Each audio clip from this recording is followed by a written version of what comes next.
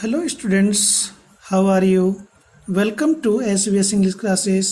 We are here to discuss the use of infinitive in simple sentences under the title synthesis.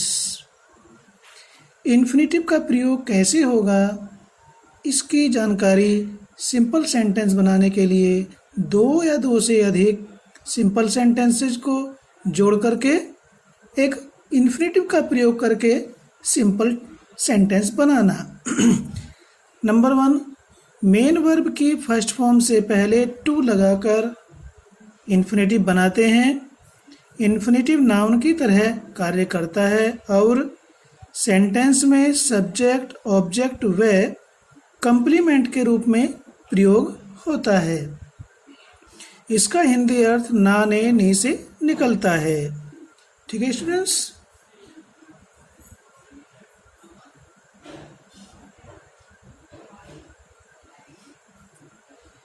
Infinitive के निम्नलिखित 3 प्रकार होते हैं।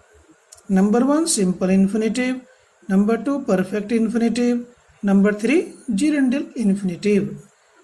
तो सिंपल इन्फिनेटिव के बारे में हम पहले डिस्कस करते हैं।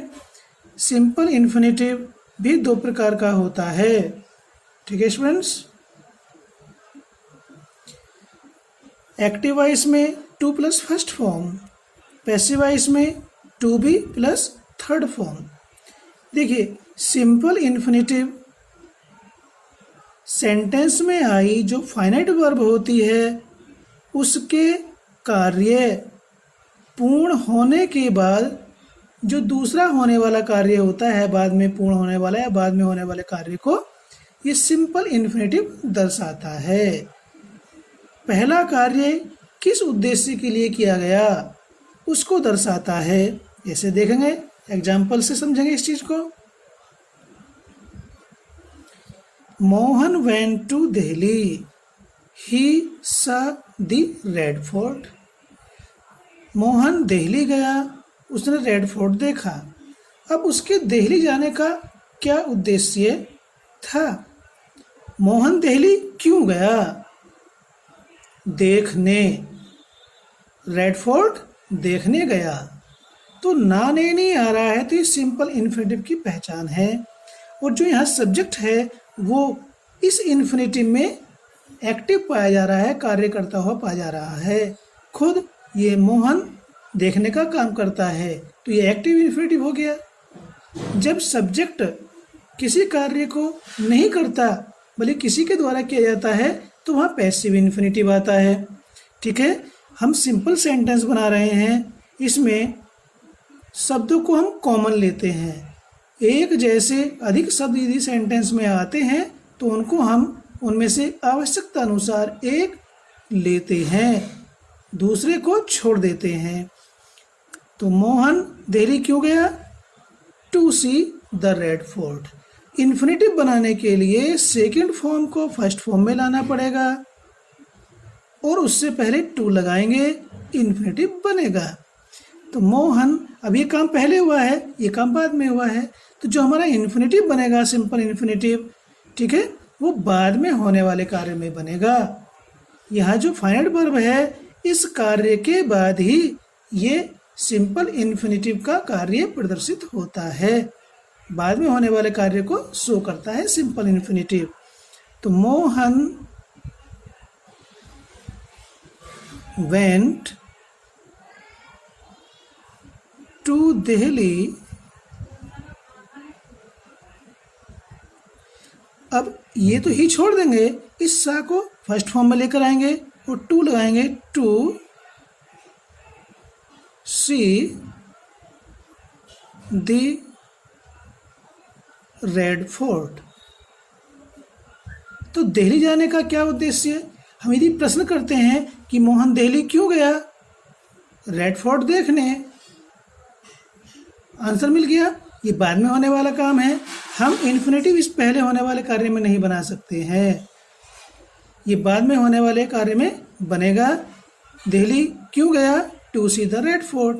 दिल्ली जाने का क्या उद्देश्य था? रेड फोर्ट देखना।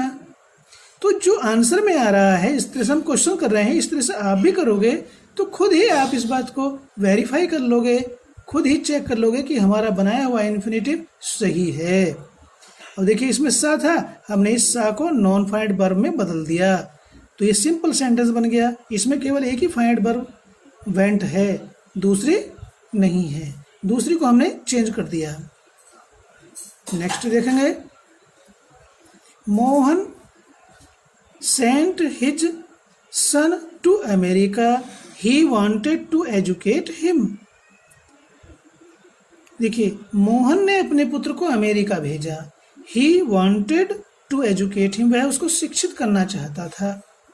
तो ध्यान दें, देखिए जैसे मैं आपको बता रहा हूं, यदि आप ऐसे समझते हैं तो आपसे गलती नहीं होगी, ठीक है स्टूडेंट्स।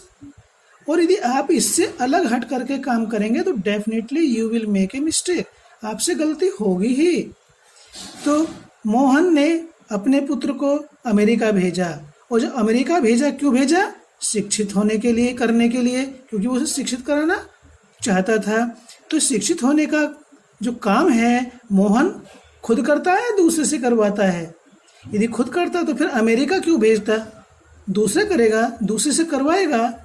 तो यहाँ पर पैसिव इन्फिनिटिव आएगा, क्योंकि मोहन उसे खुद शिक्षित नहीं कर रहा है बल्कि किसी दूसरे से करवा रहा है। तो मोहन ने अपने पुत्र को अमेरिका शिक्षित होने के लिए भेजा है, ठीक है। यदि वो करता तो अपने घर करता, फिर अमेरिका क्यों भेजता? तो इसमें जो हमारा इन्फिनिटिव आएगा वो पैसिव आएगा। यहाँ तो ये एक्टिव है, ठीक है, लेकिन इसका हमें पैसिव वॉइस में इसको बनाकर रखना पड़ेगा। तो ये हो जाएगा Mohan sent his son to America. अब जो सन को शिक्षित करने का कार्य है ये मोहन नहीं कर रहा है, इस चीज को समझने की आवश्यकता है स्टूडेंट्स। और मैं समझता हूँ कि आप इस चीज को समझेंगे, क्योंकि यहाँ मोहन अपने पुत्र को शिक्षित करने का कार्य खुद नहीं कर रहा है। शिक्षित करने के कार्य में मोहन खुद सक्रिय नहीं है, ये निष्क्रिय है, बल्कि दूसरे के द्वारा किया जा रहा है। तो ये हमारा यहाँ एक्टिव इन्फिनिटिव होते हुए भी हम इसको पैसिव में बना करके रखेंगे, टू बी एजुकेटेड। जिस तरह से मैं आपको समझा रहा हूँ इस प्रकार से यदि आपने समझ लिया तो आपको ये चीज़ समझ में आ जाएगी।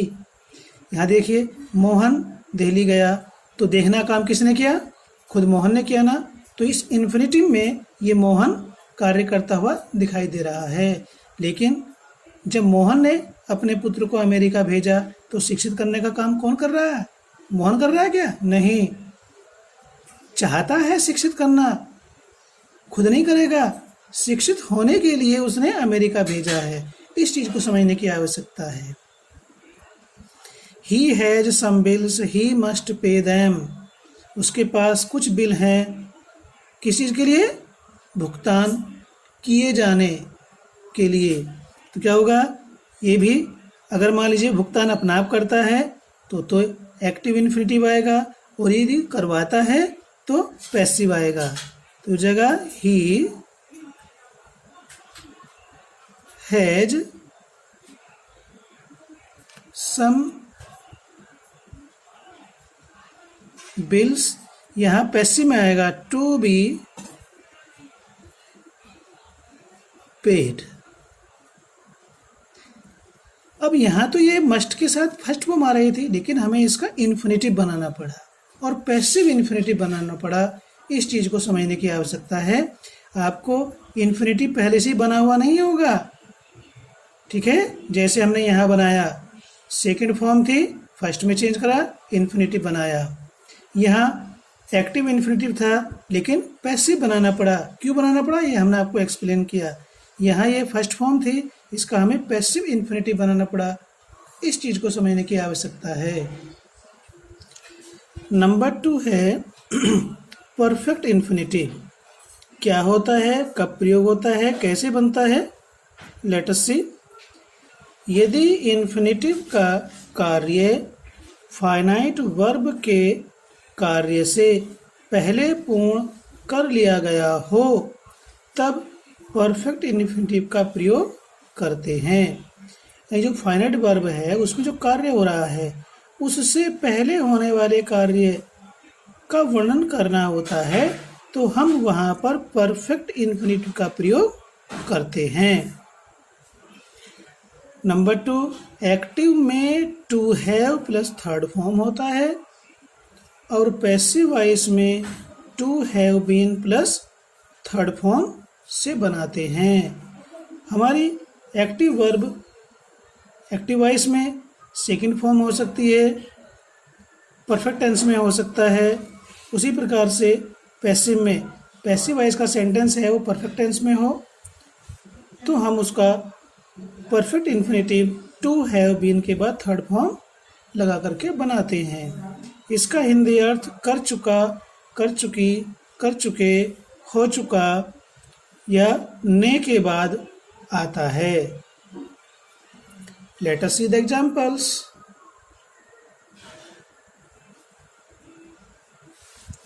Ravi has learnt the poem. It seems so. अब देखिए प्रेजेंट परफेक्ट टेंस में है। रवि पोयम याद कर चुका है, ऐसा प्रतीत होता है। तो इसका यदि हम जोड़ते हैं हिंदी में अर्थ निकाल करके, रवि कविता याद कर चुका प्रतीत होता है। तो जो सेम वर्ब आ रही है इसका सब्जेक्ट बनाएंगे रवि को तो हो जाएगा। और देखिए हैज है इसको हम चेंज करेंगे हैव में और उससे पहले लगा देंगे टू तो हो जाएगा टू हैव लर्नड। तो किस प्रकार से जोड़ेंगे इसको, हम किस प्रकार से सिंथेसाइज करेंगे, just look at the process. Ravi, ठीक है, इस सीम का सब्जेक्ट बना देंगे रवि सीम्स। ठीक, कैसा प्रतीत होता है, पोयम याद कर चुका। ये सो जो है यहाँ ऑब्जेक्ट के रूप में है और यहाँ जो ऑब्जेक्ट के रूप में आएगा ये परफेक्ट एक्टिव इन्फिनेटिव आएगा। To have learnt the poem.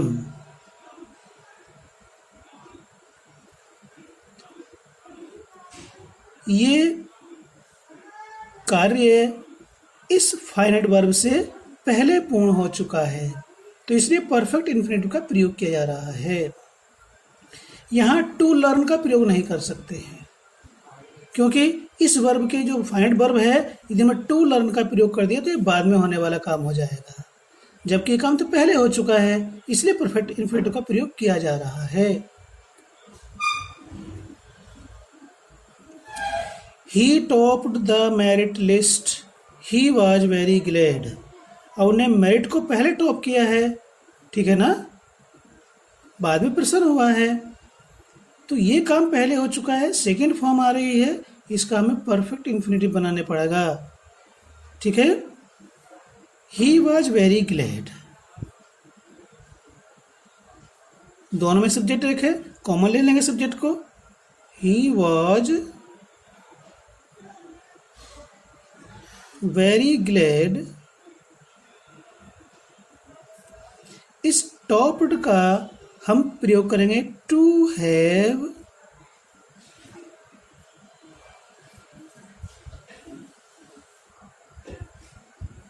Topped the merit list.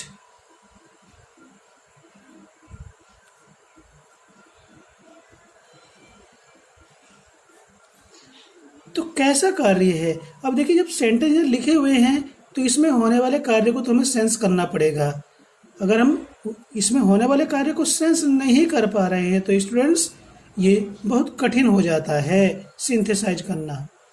Sentence में दिए हुए कार्य को पहचानना, सेंस करना हमारी फर्स्ट या प्राइमरी रिक्वायरमेंट है। यदि हम इतना भी नहीं कर पा रहे हैं तो सिंथेसिस करना आसान नहीं है। अब जो परफेक्ट इन्फिनेटिव है इसमें ये ही काम करता हुआ दिखाई दे रहा है, काम करता हुआ पाया गया। उसी प्रकार से यहाँ पर भी जो यहाँ रवि है वो इस परफेक्ट इन्फिनिटिव में काम करता हुआ पाया गया। इसी ने तो पोएम याद की थी और इस ही ने ही तो मेरिट लिस्ट को टॉप किया। अब देखिए नीचे थर्ड सेंटेंस है, food has been eaten up, already passive इसमें है। इट सीम्स सो, ऐसा प्रतीत होता है, कैसा प्रतीत होता है कि भोजन खत्म हो चुका, खाया जा चुका प्रतीत होता है। तो इस सीम वर्ब का फूड सब्जेक्ट बनेगा, जैसे ऊपर रवि बना था सीम वर्ब का, तो जगह फूड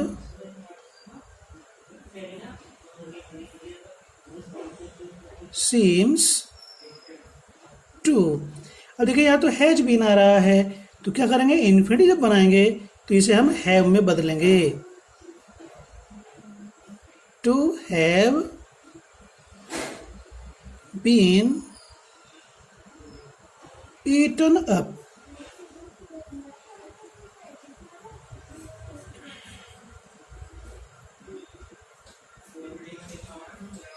यस,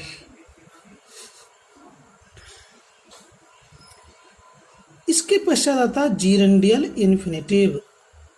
कौन सा होता है, जब इन्फिनेटिव किसी नाउन, एडजेक्टिव, वर्ब और एडवर्ब की विशेषता प्रकट करता है तो उसे जीरेंडियल या क्वालिफाइंग इन्फिनेटिव कहते हैं। यह भी टू प्लस वर्ब की फर्स्ट फॉर्म होता है। इसका अर्थ ने के लिए होता है। जो सिंपल इन्फिनेटिव होता है उसका केवल ने, ना, ने, नी आता है। इसमें ना, ने, नी के बाद में के लिए भी आता है। इस चीज को हम एग्जाम्पल के माध्यम से और क्लियर करते हैं। Yes, here is a house, it is too late. ये घर है, ये किराए के लिए खाली है। तो ये घर किस चीज के लिए है, किराए के लिए खाली है, के लिए, किराए पर देने के लिए। ठीक है, तो इसमें इन्फिनेटिव पहले से ही बना हुआ है। और ध्यान दें स्टूडेंट्स, इन्फिनेटिव हर एक जगह बनाया नहीं जाता है, बना हुआ भी पहले से ही हो सकता है, रेडीमेड भी हो सकता है, तो फिर वहां बनाने की आवश्यकता नहीं होती है। तो ये जगह here is a house too late.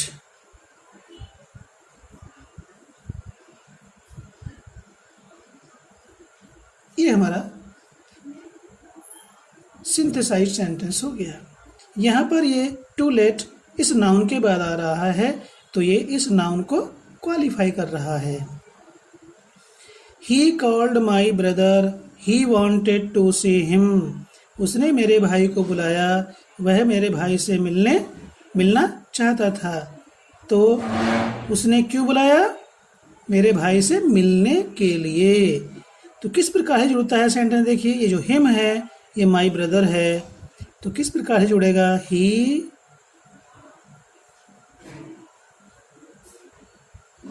Called to सी। ये पहले से इन्फिनेटिव बना हुआ है, to C my brother.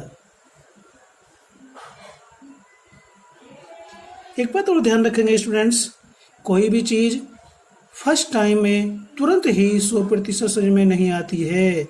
It takes time, it requires repeated study. ये पुनरावृत्ति चाहती है, सेल्फ स्टडी चाहती है, और हम चाहते हैं कि एक बार में ही हम सब कुछ ग्रहण कर लेंगे और आ जाएगा, नहीं, इसके लिए स्टडी करनी पड़ती है बार बार। तो स्टडी आपको करनी पड़ेगी।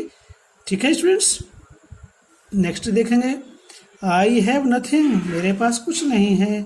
I can not give you anything, मैं तुम्हें कुछ नहीं दे सकता। मीन्स मेरे पास देने के लिए तुम्हारे लिए कुछ नहीं है। तो किस प्रकार से जुड़ेगा, कैन नॉट गिव आ रहा है, दोनों में सब्जेक्ट एक है, ये तो कॉमन हो जाएंगे। तो जो गिव आ रहा है ये इन्फिनेटिव बनेगा। तो कैसे बनेगा, I have nothing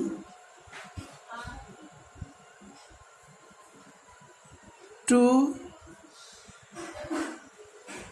give you, मेरे पास आपको देने के लिए कुछ भी नहीं है। टू गिव मीन्स देने के लिए आ रहा। ये नथिंग क्या है, ये यहाँ पर ऑब्जेक्ट के रूप में है और ये इन्फिनिटिव है, ये इस नथिंग को क्वालिफाई कर रहा है। नेक्स्ट देखेंगे, he is very weak, he can not go for a walk. इस सेंटेंस में वेरी आ रहा है, दूसरे में कैन नॉट आता है। तो ध्यान देंगे, यदि पहले सेंटेंस में is am are was verb के बाद में वेरी आए और उसके बाद एडजेक्टिव आता है, दूसरे में कैन नॉट या कुड नॉट हो, तो क्या करेंगे, इस वेरी को है तो वेरी को टू में बदल देंगे और नहीं है तो टू का प्रयोग करेंगे। कैसे होगा, ही इज, वेरी को टू में बदल दिया, टी डबल ओ टू, इसके बाद ये एडजेक्टिव आ जाएगा। ठीक है, दोनों में सब्जेक्ट एक है, तो ये ही कैन नॉट को हम डिलीट कर देंगे, बचता है गो। इसका इन्फिनिटिव बना करके इस एडजेक्टिव के बाद रखेंगे, to go for a walk. इस इन्फिनिटिव में ये काम करता हुआ पाया जा रहा है। दोनों में सब्जेक्ट एक है तो हमने कॉमन ले लिया, कैन नॉट को भी हटा दिया। अब केवल एक ही फाइंड वर्ब बची है, क्या, इज। ओके, नेक्स्ट देखेंगे इसी प्रकार का सेंटेंस। यहाँ सब्जेक्ट दोनों में एक था लेकिन ये नंबर 5 है।